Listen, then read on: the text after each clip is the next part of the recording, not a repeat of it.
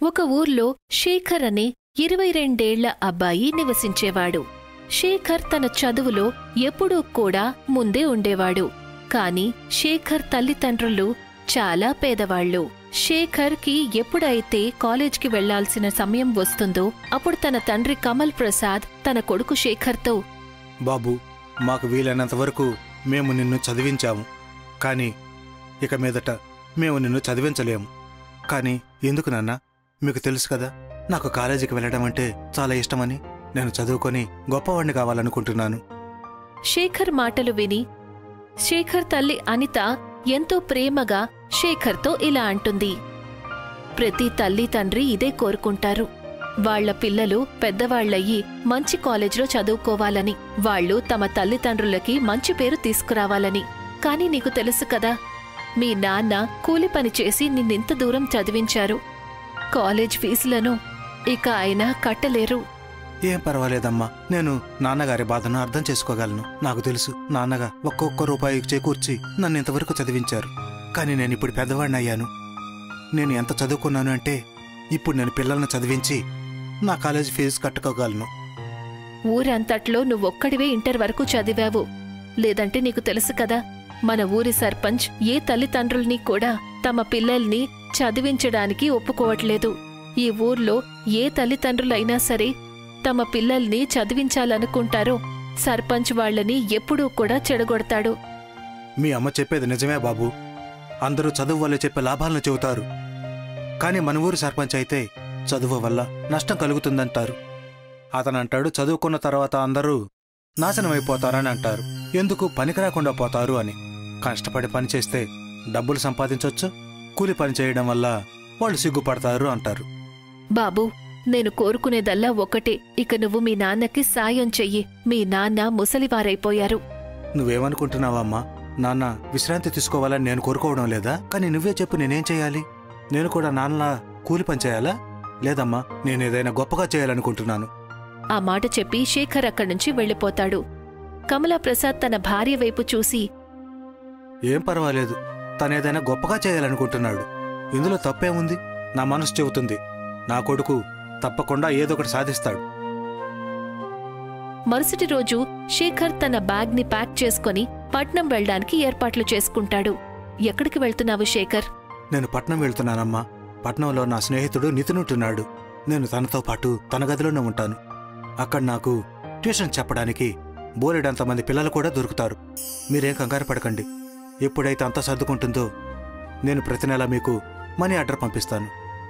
ఆ మాట చెప్పి శేఖర్ ఇంటి నుండి బయలుదేరతాడు. శేఖర్ బస్టాండ్కి చేరుకుంటాడు.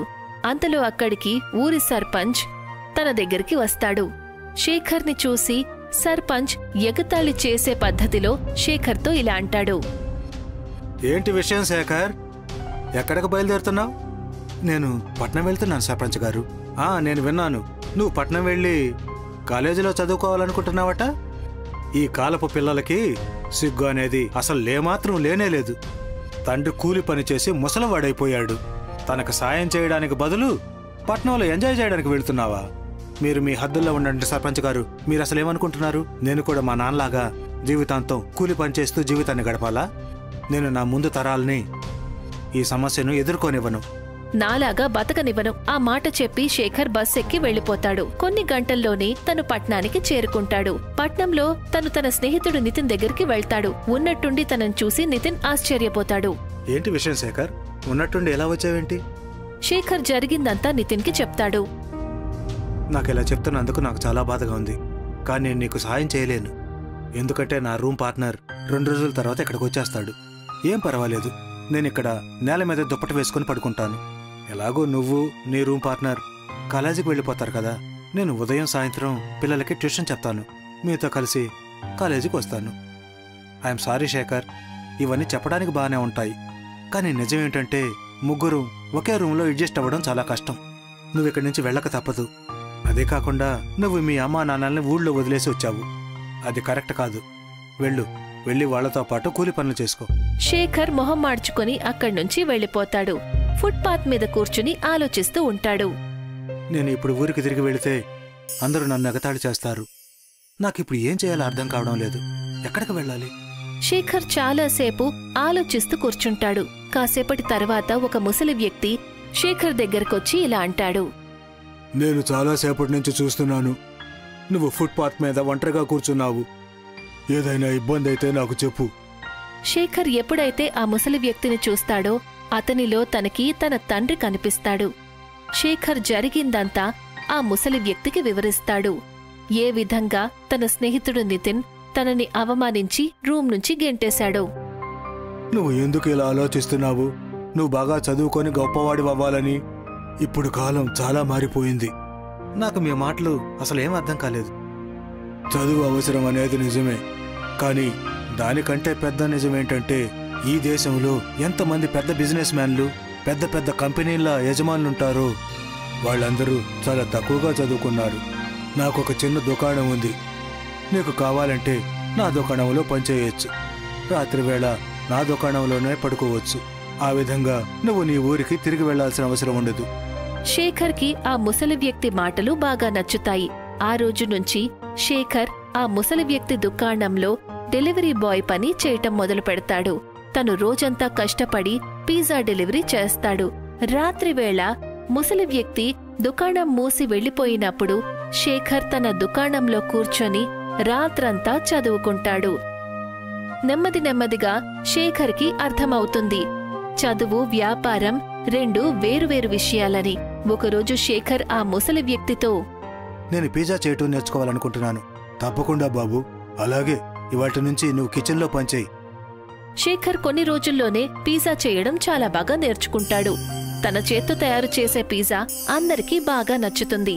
శేఖర్ కొన్ని డబ్బులను దాచిపెట్టి తన తల్లిదండ్రులకు కూడా మనీ ఆర్డర్ చేస్తాడు. ఉన్నట్టుండి ఆ ముసలి వ్యక్తి చనిపోతాడు. ముసలి వ్యక్తి చనిపోయిన తరువాత ఆ ముసలి వ్యక్తి కొడుకు శేఖర్తో, నువ్వు నాకు మొదటి నుంచి నచ్చలేదు. నాన్నకసలు నీలో ఏమి నచ్చిందో నాకు తెలియడం లేదు. ఆయన దుకాణాన్ని నీకు అప్పగించారు. నువ్వెక్కడి నుంచి వెళ్ళొచ్చు. దయచేసి మీరు నన్ను అలా చేయకండి. మీరు నన్ను ఎక్కడి నుంచి పంపించేస్తే నేను ఎక్కడికి వెళ్తాను? అరే, నువ్వు ఎక్కడికైనా వెళ్ళు, నాకేంటి? ఎలాగో నీకు పిజ్జా చేయటం వచ్చు కదా. వెళ్ళి ఇంకెక్కడైనా పిజ్జా చేసుకో. ఇంకెప్పుడు నా దుకాణం చుట్టుపక్కల కనిపించొద్దు. వెళ్ళిక్కడి నుంచి. శేఖర్ మౌనంగా తన సామాన్లు తీసుకొని దుకాణం నుంచి బయటికి వచ్చేస్తాడు. బయటికి వచ్చి తను మళ్ళీ అదే ఫుట్పాత్ మీదకు వెళ్తాడు. తను మొదటిసారి ముసలి వ్యక్తిని ఎక్కడ కలిశాడో అక్కడికి. నేను ఓటమిని అంగీకరించను. నా చేతి పిజ్జా ఇక్కడ వాళ్ళందరికీ చాలా నచ్చుతుంది. అదే కాకుండా చాలామంది నాతో చెప్పారు నేను స్వయంగా దుకాణం పెట్టుకోవాలి అని. వాళ్ళందరినీ నేను సాయం అడుగుతాను. ఇక మీదట నా వ్యాపారాన్ని స్వయంగానే చేసుకుంటాను. ఎవరి ముందు చేతులు చాచక్కర్లేదు. ఆ మాట అనుకొని శేఖర్ ప్రతి చోటికి వెళ్తాడు. తను పిజ్జా డెలివరీ చేసిన చోటికి. శేఖర్ స్వభావాన్ని చూసి అందరూ కూడా తనకి చాలా సాయం చేస్తారు. కొన్ని రోజుల్లోనే శేఖర్ పట్నంలో ఒక చిన్న దుకాణాన్ని అద్దెకు తీసుకొని అందులో పిజ్జా తయారు చేస్తాడు. కానీ శేఖర్ దుకాణం నడవదు. ఎందుకంటే పట్నంలో బ్రాండెడ్ పిజ్జా తినేవాళ్ల సంఖ్య చాలా ఎక్కువగా ఉంటుంది. శేఖర్ దాని గురించి రాత్రివేళ ఒక పాత బేకరీ బయట కూర్చొని ఆలోచిస్తూ ఉంటాడు. అప్పుడే ఒక వ్యక్తి గొంతు తనకు వినిపిస్తుంది. ఎవరు నువ్వు? నా పేరు శేఖర్. మీరెవరు? నా పేరు మోహన్ లాల్. ఆ బేకరీ చూస్తున్నావు కదా, నేను చాలా కాలంగా చూస్తున్నాను. ఈ బేకరీ మూతపడి ఉంది. నా బేకరీ రాత్రి వేళ స్టార్ట్ అవుతుంది. నా బేకరీలో వడాపావ్ చాలా బాగుంటుంది. ఇంతకీ నువ్వేం చేస్తావు? ఇప్పుడు నేను మీకు ఏమని చెప్పాలి? నేను పిజ్జా తయారు చేస్తాను. కొంతకాలం క్రితం నేను అప్పు తీసుకుని అద్దెకు దుకాణం పెట్టాను. కానీ ఎందుకో తెలియదు, నా పిజ్జాని ఎవరు కొనుక్కోవడం లేదు. ఎందుకంటే నువ్వు ఏదైనా కొత్త ఐటెంను తయారు చేయాలి. నువ్వు వడాపావ్ పిజ్జా ఎందుకు తయారు చేయవు? వడాపావ్ పిజ్జానా? మీరు అసలు ఏం మాట్లాడుతున్నారు? నేను ఈ పేరు మొదటిసారి వింటున్నాను. నాకు నీ స్వభావం చాలా బాగా నచ్చింది బాబు. నేను నీకు ఒక రహస్యం చెప్తాను. వడాపావ్ తయారు చేయడంలో నాకు ఒక ప్రత్యేకమైన విధానం తెలుసు. కొంతకాలం క్రితం నేను వడాపావ్ పిజ్జా తయారు చేసే విధానం ఒక విదేశీయుడి దగ్గర నేర్చుకున్నాను. నీకు కావాలంటే నేను నీకు ఆ విధానాన్ని నేర్పిస్తాను. కానీ ఒక షరతు. ఏంటా షరతు? నా దగ్గర వడాపావ్ పిజ్జా తయారు చేయడం నేర్చుకొని ఆ తరువాత నువ్వు కేవలం నా బేకరీ నుండే వడాపావు కొనుక్కోవాలి. కానీ నా దగ్గర మీ వడాపావు కొనుక్కోవడానికి డబ్బులు లేవు. ఏం పర్వాలేదు, నీకు నేను అప్పు ఇవ్వడానికి సిద్ధంగా ఉన్నాను. కానీ దీనికి అసలు గ్యారెంటీ ఏముంది? వడాపావు పిజ్జా అమ్ముడుపోతుంది అని? తప్పకుండా అమ్ముడుపోతుంది. చూస్తూ ఉండగానే నీ జీవితం మారిపోతుంది. ఆ మాట చెప్పి మోహన్ లాల్ శేఖర్ని బేకరీ లోపలికి తీసుకువెళ్తాడు. శేఖర్ చూసేసరికి బేకరీ లోపల చాలా పెద్దదిగా ఉంటుంది. కాని అక్కడ ఒక్కరు కూడా పనిచేస్తూ కనిపించరు. కేవలం మషీన్లే పనిచేస్తాయి. అక్కడ ఆటోమేటిక్ పద్ధతిలో వడాపావు తయారు చేస్తూ ఉంటారు. బాబాయ్, ఇక్కడ పనివాళ్ళెవరూ లేరు. ఇంత పెద్ద మిషన్ శబ్దం అయితే బయటికి వినిపించడం లేదు. ఇది ఆటోమేటిక్ మిషన్ బాబు. కొంతకాలం తర్వాత నీకే అంత అర్థమవుతుంది. మోహన్ లాల్ బేకరీ లోపల వడాపావు తయారు చేసే పద్ధతిని చెప్తాడు. కాసేపట్లోనే శేఖర్ కంతా అర్థమవుతుంది.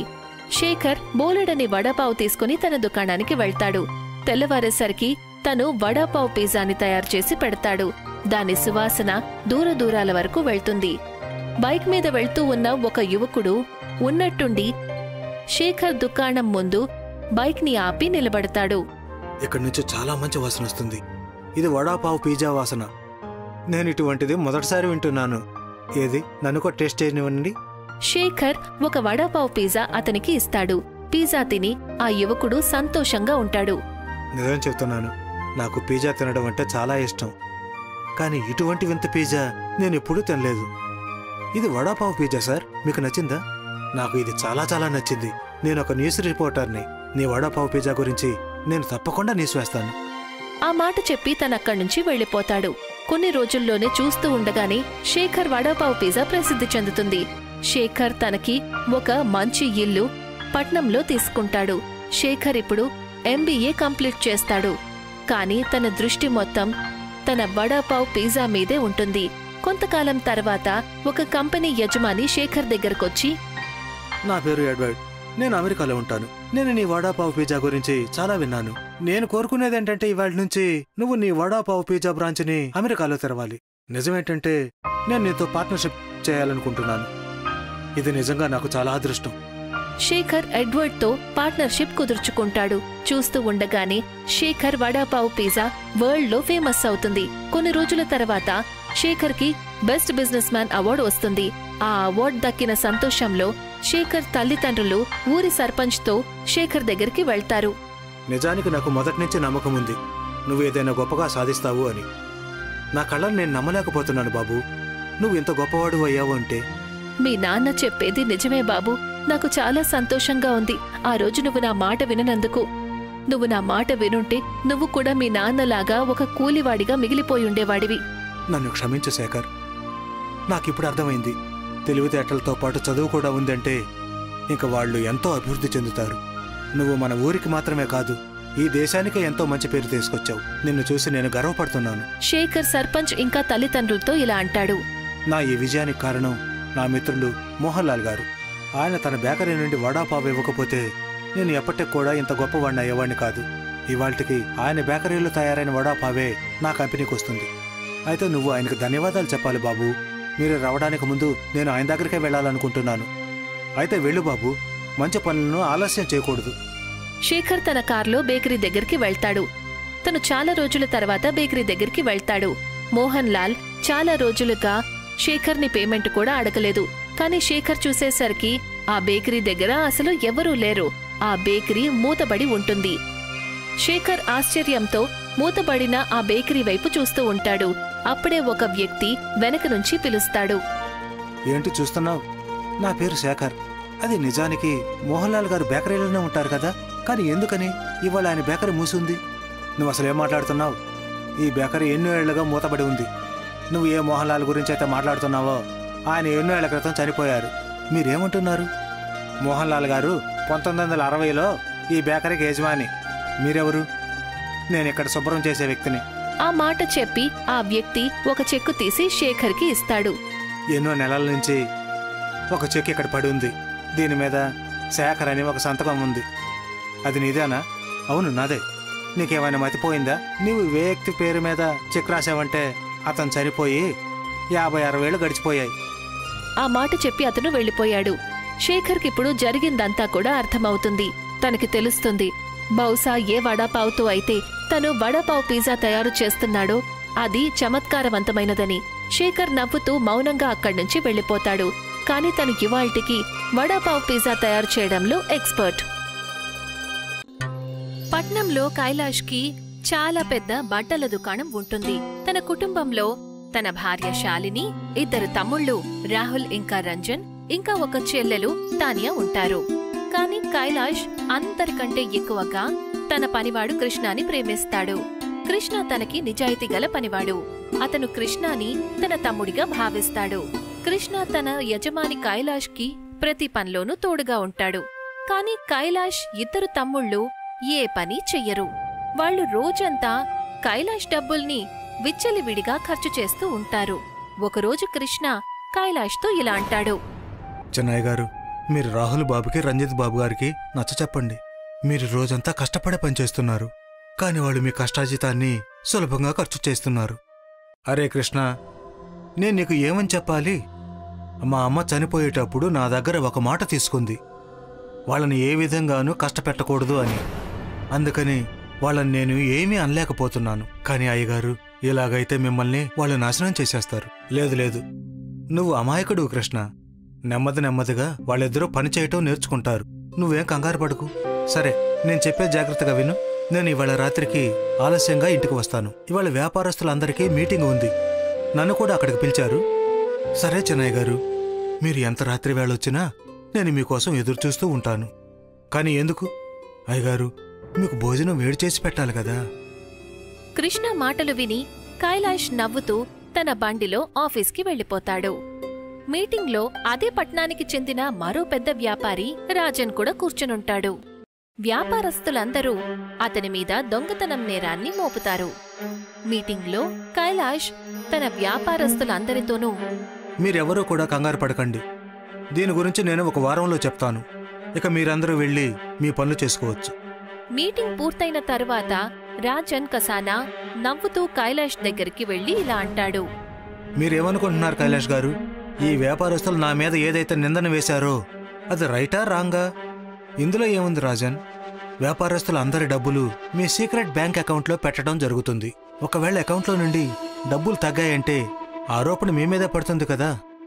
నేను బ్యాంక్ మేనేజర్తో మాట్లాడాను. వారం రోజుల్లో పూర్తిగా తెలిసిపోతుంది మీ మీద పడిన నింద నిజమా కాదా అనేది. చూడండి కైలాష్ గారు, నేను మీకు అబద్ధం చెప్పడం లేదు. నేను వ్యాపారస్తుల 100 కోట్ల డబ్బులు దొంగిలించాను. ఇది నిజమే. మీరు ఆ వ్యాపారస్తుల ముందు నన్ను నిర్దోషిగా నిరూపిస్తే నేను వాటిల్లో 50 కోట్లను మీకు ఇవ్వడానికి సిద్ధంగా ఉన్నాను. రాజన్ మాటలను విని కైలాష్కి చాలా కోపం వస్తుంది. అతను లాగిపెట్టి రాజన్ని చెంప మీద కొడతాడు. నువ్వు కొంచెమైనా సిగ్గుపడాలి రాజన్. ఇక నేను నిన్ను జైలుకు పంపిస్తాను. ఆ మాట చెప్పి కైలాష్ అక్కడ్నుంచి వెళ్ళిపోతాడు. రాజన్ కసానా కోపంతో పళ్ళు కొరుకుతూ, నువ్వు నన్ను జైలుకు పంపించడానికి అసలు నువ్వు ప్రాణాలతో ఉంటేనే కదా. రాజన్ కసానా చాలా తప్పుడు ప్రవర్తన కలిగిన వ్యక్తి. అతను తన గూండాలందర్నీ పిలిపించి, ఇవాళ రాత్రికి మీరు కైలాష్ ఫ్యాక్టరీకి నిప్పంటించండి. నాకు కబురందింది. కాసేపటి క్రితమే కైలాష్ కోట్లు విలువ చేసే సరుకును తన ఫ్యాక్టరీలో పెట్టించాడట. తను ఇంతవరకు తన సరుక్కి ఇన్సూరెన్స్ కూడా చేపించలేదు. ఫ్యాక్టరీ కాలిపోయిన తర్వాత కైలాష్ రోడ్డును పడతాడు. రాజన్ కసానా గూండాలు అదే రాత్రి కైలాష్ ఫ్యాక్టరీకి నిప్పంటిస్తారు. కైలాష్ ఫ్యాక్టరీ కాలి బూడిదైపోతుంది. దాంతోపాటు దానిలోపల ఉన్న కోట్ల రూపాయల సరుకు కూడా. కైలాష్ రోడ్డున పడతాడు. అంత నష్టం జరగడం వల్ల కైలాష్ షాక్కి గురవుతాడు. ఒకరోజు రాత్రి కైలాష్ ఉన్నట్టుండి అనారోగ్యానికి గురవుతాడు. కైలాష్ చెల్లెలు తానియా తన చిన్నన్నయ్యల నంబర్కి కాల్ ట్రై చేసి అలసిపోతుంది. కాని ఎవరూ కూడా తన ఫోన్ని లిఫ్ట్ చేయలేదు. ఇక కైలాష్ దగ్గర వైద్యం చేయించుకోవడానికి కూడా డబ్బులు మిగల్లేదు. కాసేపట్లో కృష్ణ కొంత డబ్బు తీసుకొస్తాడు. డాక్టర్కి చూపించిన తర్వాత కైలాష్ తన నౌకరు కృష్ణతో, కృష్ణ, నీ దగ్గర ఈ డబ్బులు ఎక్కడి నుంచి వచ్చాయి? నా దగ్గర 1 రూపాయి కూడా లేదు. నువ్వెవరినైనా అప్పటికి తీసుకొచ్చావా? లేదయ్య గారు, మీ ఆరోగ్యం ఎప్పుడైతే పాడైందో అప్పుడు నేను రంజన్ బాబు జేబు నుండి కొంత డబ్బు తీసుకున్నాను. ఆయన తన జేబులో డబ్బులు పెట్టుకోవడం నేను చూశాను. కృష్ణ ఆ మాట చెప్తాడో లేదో అంతలో కైలాష్ 2 తమ్ముళ్ళు కోపంగా వచ్చి, ఇతను దొంగతనం చేశాడానయ్యా? నీకు అసలెంత ధైర్యం? నా జేబులో నుంచి డబ్బులు తీస్తావా? అయ్యగారి ఆరోగ్యం ఉన్నట్టుండి పాడైపోయింది. అందుకనే నేను మీ జేబుల నుండి డబ్బులు తీసుకున్నాను. నా దగ్గర అంత డబ్బులేమీ లేవు ఈయన వైద్యానికి ఖర్చు పెట్టడానికి. ఇక మీదట నా జేబులో చేయి పెట్టావంటే ఇంకంతే. మీరేం మాట్లాడుతున్నారు రంజన్ బాబు? అయ్యగారికి అంతా బాగున్నప్పుడు మీరు ఆయన సంపాదనని 2 చేతులా ఖర్చు పెట్టేశారు. ఇవాళ ఆయనకు టైం బాగలేనప్పుడు ఆయన వైద్యానికి కూడా మీరు డబ్బు ఖర్చు పెట్టలేను అంటున్నారా? నేను నా కళ్ళతో చాలాసార్లు చూశాను మీ అన్నయ్య జేబులో నుంచి మీరు డబ్బులు తీయడం. ఎప్పుడు నేను దాని గురించి అయ్యగారితో చెప్పినా సరే ఆయన ఎప్పుడూ కూడా నవ్వుతూ వదిలేసేవారు. నా మీద చాడీలు చెబుతావా దొంగ వెధవా? రంజన్ కృష్ణాని చెంపదెబ్బ కొడతాడు. అయ్యగారు, వీళ్ళు నన్ను కొడుతున్నారు. మీరు వీళ్ళని ఎందుకు ఏమీ అనడం లేదు? నువ్వు దొంగతనం చేసావు కృష్ణ. ఇప్పుడే నువ్వు మా ఇంట్లో నుండి వెళ్ళిపో. మీరేం మాట్లాడుతున్నారు అయ్యగారు? మీరు నన్ను అనుమానిస్తున్నారా? నేను కేవలం మీ వైద్యం కోసమే రంజన బాబు జేబులో నుండి డబ్బులు తీశాను. అవును, కానీ నీకు దొంగతనం చేయడానికి అంత ధైర్యం ఎక్కడి నుంచి వచ్చింది? కాస్త ఆరోగ్యం పాడైందంతే. నేనేమి చావలేదు కదా. ఇప్పుడే నా ఇంట్లో నుండి వెళ్ళిపో. కైలాష్ కృష్ణాని ఇంట్లో నుంచి మెడపట్టి బయటికి గెంటేస్తాడు. కృష్ణ తన కళ్లల్లో కన్నీళ్లు నింపుకుని, నేను వెళ్తున్నాను. మళ్ళీ ఎప్పుడు నేను ఈ ఇంట్లో అడుగు పెట్టను అయ్యగారు. అయ్యగారు, రంజన్ బాబు నా చెంప మీద కొట్టినప్పుడు నాకు అంత బాధగా అనిపించలేదు. కానీ మీరు నన్ను బయట గెంటితే నేను అది తట్టుకోలేకపోతున్నాను. ఇవాళ నేను ఈ ప్రపంచాన్ని అర్థం చేసుకున్నాను. పెద్దంటి నౌకరు ఎంత మంచివాడైనా సరే అతన్ని ఎప్పుడూ తన యజమాని తన కాళ్ల కింద తొక్కేస్తాడు. ఆ మాట చెప్పి కృష్ణ కైలాష్ ఇంటి నుండి బయటికి వెళ్లిపోతాడు. అతను కోపంతో ఫుట్పాత్ మీదకి వెళ్లి ఏడవటం మొదలు పెడతాడు. అప్పుడే ఒక వ్యక్తి పరిగెత్తుకుంటూ అతని దగ్గరికి వచ్చి పడిపోతాడు. ఆ వ్యక్తి చాలా దారుణంగా ఆయాసపడుతూ ఉంటాడు. అతని శరీరంలో నుంచి రక్తం వస్తూ ఉంటుంది. నీకేమైంది? నీకు బుల్లెట్ తగిలినట్టుందే. ఆ వ్యక్తి ఒక చిన్న సీసాని, ఒక పెద్ద ఫైల్ని కృష్ణాకిచ్చి, నేనొక సైంటిస్ట్ని. నా వెనక కొంతమంది వెంటపడుతున్నారు. నువ్విక్కడి వ్యక్తిలా లేవు. పల్లెటూరుకు చెందిన వ్యక్తిలా ఉన్నావు. కానీ ఇదేంటిది? ఈ బాటిల్లో ఉన్నది నేను తయారు చేసిన ఒక ఫార్ములా. దీంతో నువ్వు వజ్రాలను పండించొచ్చు. ఈ ఫైల్లో దాని ఫార్ములా కూడా రాసింది. అంతలో కొంతమంది చేతిలో తుపాకీ పట్టుకుని కృష్ణ దగ్గరికి పరిగెత్తుకుంటూ వస్తారు. కృష్ణ అక్కడ్నుంచి పారిపోతాడు. తిన్నగా తన ఊరికి చేరుకుంటాడు. కృష్ణకి కొంచెంగా పంట భూమి ఉంటుంది. కృష్ణ తన పొలంలో పనస విత్తనాలను వేస్తాడు.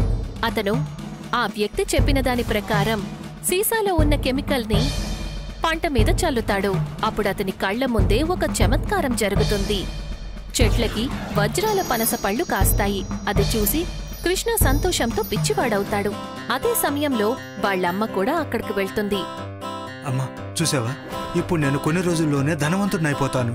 ధనవంతుడినైన తర్వాత నేను అందరికంటే ముందు అయ్యగారికి సమాధానం చెప్తాను. ఎందుకంటే ఆయన కూడా నన్ను దొంగ అన్నారు. నిజానికి నేను ఆయన కోసమే దొంగతనం చేశాను. కృష్ణ మాటలకి వాళ్ళమ్మ నవ్వుతూ ఇలా అంటుంది. నాకు కైలాష్ గురించి చాలా కాలంగా తెలుసు బాబు. నువ్వు చిన్నవాడిగా ఉన్నప్పుడు తను నిన్ను ఎంతో ప్రేమగా ఇక్కడ్నుంచి తీసుకువెళ్లాడు. పాపం తను నిన్ను ఎందుకు ఇంట్లో నుంచి తరివేశాడంటే అతనిప్పుడు పేదవాడైపోయాడు. అతని తమ్ముడు రంజన్ తన కళ్ల ముందే నిన్ను చెంపదెబ్బ కొట్టడం అతను తట్టుకోలేకపోయాడు. అందుకే నీ కాళ్ల మీద నువ్వు నిలబడాలి అని ఇంట్లో నుంచి బయటికి గెంటేశాడు. తన తల్లి మాటల్ని విని కృష్ణ ఆలోచనలో పడతాడు. ఇప్పుడు నాకు అర్థమైందమ్మా. నేను వచ్చేసేటప్పుడు అయ్యగారు ఎందుకు ఏడ్చారో. నువ్వేం బాధపడకు, నేనంతా సరిచేస్తాను. కృష్ణ ఆ వజ్రాలన్నిటినీ కూడా అమ్మేస్తాడు. ఆ తర్వాత చాలా ధనవంతుడవుతాడు. కాని ఎప్పుడైతే అతను కైలాష్ ఇంటికి వెళ్తాడో అప్పుడక్కడికి తెలుస్తుంది కైలాష్ భార్య చనిపోయిందని. ఇక కైలాష్ తమ్ముళ్ళు తనని మెడపట్టి ఇంట్లో నుంచి గెంటేశారు అని, కైలాష్ ఇల్లు కూడా అమ్మేశారు అని. కృష్ణ ఊరంతా కూడా కైలాష్ ఇంకా తాన్యా కోసం వెతకడం మొదలు పెడతాడు. అలా వెతుకుతూ అతను కైలాష్ ఫ్యాక్టరీకి వెళ్తాడు. ఫ్యాక్టరీలోని ఒక పాత పనివాడు కృష్ణతో ఇలా అంటాడు. కైలాష్ అయ్యగారికి చాలా అన్యాయం జరిగింది. నువ్వు రావడానికి చాలా ఆలస్యం చేశావు. నాకు ఎలాగైనా సరే కేవలం ఒక్కసారి అయ్యగారి గురించి తెలిస్తే చాలు. తెలుసా కృష్ణ, నేను నా జీవితంలో కైలాష్ సార్ లాంటి నిజాయితీ గల వ్యక్తిని చూడలేదు. నిజమేంటంటే కృష్ణ, కైలాష్ సార్ ఫ్యాక్టరీకి నిప్పు అంటుకోలేదు, నిప్పును అంటించారు. నువ్వేం మాట్లాడుతున్నావు? నేను నిజమే చెబుతున్నాను కృష్ణ. అది ఎవరో కాదు, రాజన్ కసానే అంటించాడు. కానీ నాకొక విషయం అర్థం కావడం లేదు. అసలు ఫ్యాక్టరీకి నిప్పు అంటించడంలో అతను ఎలా విజయం సాధించాడు నాకేం అర్థం కావడం లేదు. ఎందుకంటే కైలాష్ గారు తన ఫ్యాక్టరీలో ఎటువంటి గ్యాడ్జెట్ పెట్టించారు అంటే ఫ్యాక్టరీలో ఎవరైనా స్మోకింగ్ చేసినా కూడా వెంటనే సైరన్ మోగుతుంది. కానీ ఆ రోజు రాత్రి మోగలేదు. భగవంతుడు రాజన్ కసానాని ఎప్పటికే క్షమించడు. ఆ మాట చెప్పి ఆ కూలివాడు అక్కడ్నుంచి వెళ్ళిపోతాడు. కాని కృష్ణ వెతకడం మాత్రం మానలేదు. ఒకరోజు కృష్ణ తన కార్లో కైలాష్ కోసం వెతుకుతూ ఉంటాడు. అప్పుడే అతని దృష్టి రంజన్ ఇంకా రాహుల్ మీద పడుతుంది. వాళ్ళిద్దరూ కైలాష్ అతిపెద్ద శత్రువు రాజన్ కసానాతో పాటు కార్లో వెళ్తూ ఉంటారు. కృష్ణ వాళ్ల కార్ని వెంబడిస్తూ వాళ్ల ఆఫీస్కి చేరుకుంటారు. దొంగచాటుగా వాళ్ల మాటల్ని వింటాడు. రంజన్ ఇంకా రాహుల్ రాజన్ కసానాతో మాట్లాడుతూ ఉంటారు. మిమ్మల్ని మెచ్చుకొని తీరాల్సిందే రాజన్ గారు. మీరు అన్నయ్య ఫ్యాక్టరీకి నిప్పంటించారు. దాని గురించి అన్నయ్యకి ఏమీ తెలియలేదు.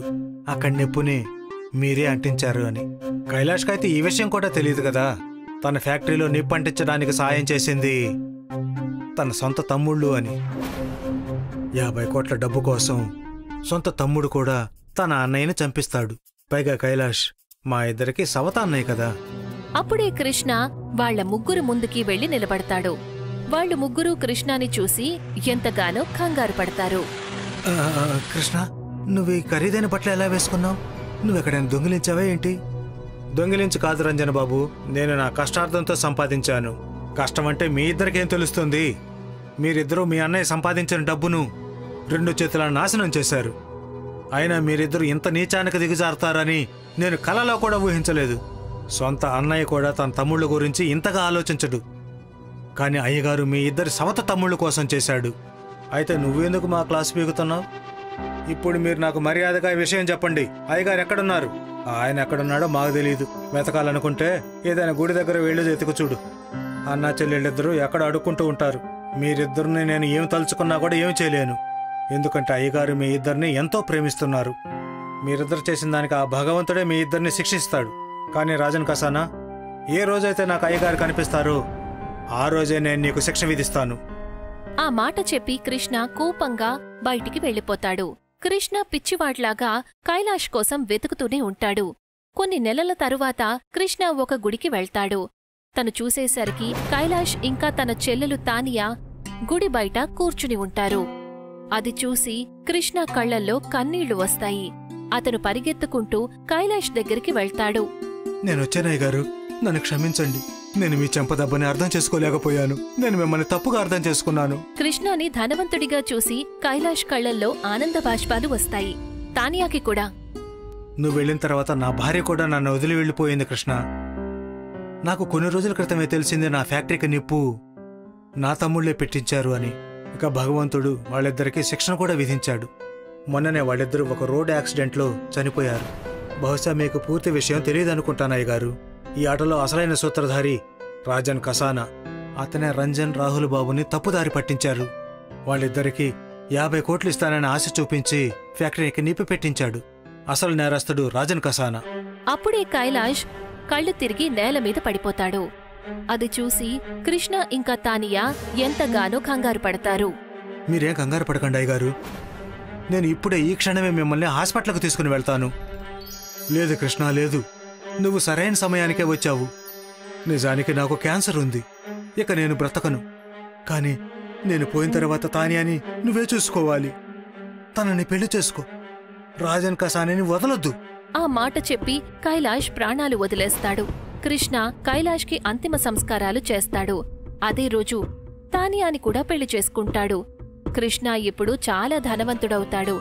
కృష్ణ సరిగ్గా రాజన్ కసానాలాగే తన ఫ్యాక్టరీకి నిప్పంటిస్తాడు. రాజన్ కసానా కూడా రోడ్డున పడతాడు.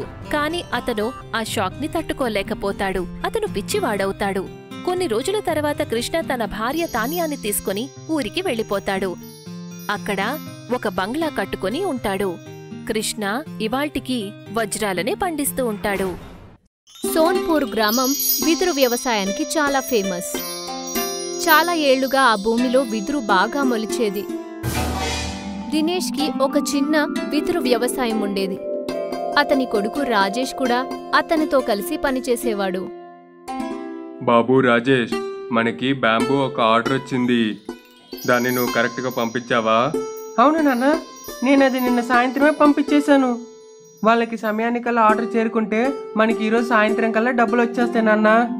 సాయంత్రం అవ్వగానే దినేష్ వాళ్ళ ఇంటి ముందు ఒక వెదురు ట్రక్ నిల్చుంటుంది. అరే, ఈ ట్రక్ ఎందుకు తిరిగి వచ్చింది? ఇది బ్యాంబూని అప్పచెప్పి డబ్బులు తీసుకురావాలి కదా. దినేష్ వాళ్ళ అబ్బాయి రాజేష్ని పిలిచారు. రాజేష్ ఇంటి నుండి బయటికొచ్చాడు, కానీ చూడ్డానికి చాలా బాధపడుతున్నట్టుంది. రాజేష్, ఇటు చూడు, ఈ ట్రక్ తిరిగి వచ్చేసింది. హా నాన్న, నాకు తెలుసు. నాకు సిటీలో ఉన్న మన బ్యాంబూ కొనే వాళ్ళ దగ్గర ఫోన్ వచ్చింది. వాళ్ళకి మనకంటే తక్కువ ధరలో బ్యాంబూ దొరుకుతుందంట. అందుకే వాళ్ళు మన దగ్గర బ్యాంబూ కొనరంట. అరే, వాళ్ళు ఏది చెప్పకుండా అలా ఎలా చేస్తారా? మనకి డబ్బులు ఎంత అవసరం కదా. ఇప్పుడు ఈ బ్యాంబూస్ అన్నిటినీ ఏం చేస్తాం మనం? నువ్వు వాళ్ళకి చెప్పు, మనం బ్యాంబూ తక్కువ రేటుగా ఇస్తామని. అయ్యో నాన్న, నేను వాళ్ళతో మాట్లాడాను, కానీ వాళ్ళు ఇప్పుడు ఏ విధంగా మన యొక్క బ్యాంబూని తీసుకోవడానికి సిద్ధంగా లేరు. నేను వాళ్ళకి ఇలా కూడా చెప్పాను నాన్న, తక్కువ ధరకే బ్యాంబూని ఇస్తామని కూడా. అయినా కూడా వాళ్ళు ఒప్పుకోలా. రాజేష్ ఇంకా దినేష్ ఇద్దరూ ఈ ఆర్డర్ నుండి చాలా ఎదురు చూశారు. ఎందుకంటే కొద్ది రోజుల నుంచే వాళ్ళ బిజినెస్ చాలా లాస్లో వెళ్తూ ఉండేది. ఇప్పుడు ఇంత పెద్ద ఆర్డర్ రిటర్న్ అవడం వల్ల వాళ్ళకి వాళ్ళ ఫ్యూచర్ చాలా భయమేస్తూ వచ్చింది. ఒకరోజు రాజేష్ వాళ్ళ నాన్న దినేష్ దగ్గరికెళ్ళి ఇలా చెప్తూ ఉంటారు. అయ్యో నాన్న, మీరు అస్సలు బాధపడకండి. నేను ఆలోచించేశా, మనం ఇప్పుడు ఇంత బ్యాంబూని ఏం చేద్దామో అని. ఏం చేద్దామని నాన్న? నాకు ఎలాంటి ఆలోచన కూడా తట్టట్లేదు. నేను నాకు తెలిసిన మిత్రుల దగ్గర సహాయం కోసం ట్రై చేశాను, కానీ ఎవరు మనకి సహాయం చేస్తానికి సిద్ధంగా లేరు. ఇప్పుడు అందరి పరిస్థితి బాలేదు. మార్కెట్లో కూడా బాంబే యొక్క ధర తగ్గిపోతుంది. హా నాన్న, నేను అదే ఆలోచించాను, మనం ఇప్పుడు బాంబు యొక్క వ్యాపారం చెయ్యొద్దని. అరే నాన్న, మనకి వేరే దారుందేంటి? మనం ఇంకేం చేయగలం? అంటే నాన్న, మనం పిజ్జా చేద్దాము. ఏంటి, పిజ్జానా? అదెట్లా? నాన్న, సిటీలో ఉన్న నా ఫ్రెండ్ నుండి ఫోన్ వచ్చింది. వాడికి మన పరిస్థితి చెప్పాను. వాడు నాకు బ్రహ్మాండమైన ఐడియా ఇచ్చాడు. సిటీలో పిజ్జా క్రేజ్ ఎక్కువ, విధమైన పిజ్జా దొరుకుద్ది. అందులో ఒక స్పెషల్ పిజ్జా ఉంది, అదే బాంబూ పిజ్జా. అది బాంబూ లోపల నుంచి తీసి పిజ్జా తయారు చేస్తారు. మనం కూడా బాంబూ పిజ్జాని చేద్దాం నాన్న. అరే నాన్న, కాకపోతే మనకి ఈ విషయం మీద అసలు ఏం తెలియదుగా. నాన్న, మీరు చింతించకండి, నా మిత్రుడు చెప్పాడు, వాడు నాకు సహాయం చేస్తాడని. రాజేష్ దినేష్తో కలిసి బాంబూ పిజ్జాకు కావలసిన ఏర్పాట్లని చేశాడు. తర్వాత కొద్ది రోజుల్లోనే అతను వెదురుతో పిజ్జా చేయడం నేర్చుకున్నాడు. ఆ తర్వాత ఒక షాప్ ఓపెన్ చేయాలని రాజేష్ నిర్ణయించుకుంటాడు. తర్వాత రాజేష్ దినేష్ ఇద్దరూ వెదురుతోనే పిజ్జా షాప్ని ఏర్పాటు చేస్తారు. తర్వాత ఆ హోటల్ కోసం తలుపులు, చైర్లు, విండోసు ఇలా అన్నీ వెదురుతోనే చేయబడింది. హోటల్ ప్రారంభించిన మొదట్లో ఎవరూ రాలేదు, కానీ ఒకరోజు 2 కాలేజ్ స్టూడెంట్స్ వాళ్ళ షాప్కొస్తారు. అరే మామ సురేష్, ఇది చూడరు ఎంత బాగుందో హోటల్, మొత్తం బ్యాంబూతో చేశారు. ఇక్కడ రాశారు వీళ్ళ స్పెషాలిటీ బాంబూ పిజ్జానంట్రా. సరే పదరా లోపలికి, మనం కూడా వెళ్ళి బాంబూ పిజ్జాని ట్రై చేద్దాము. నేను ఆర్డర్ పెడతానురా.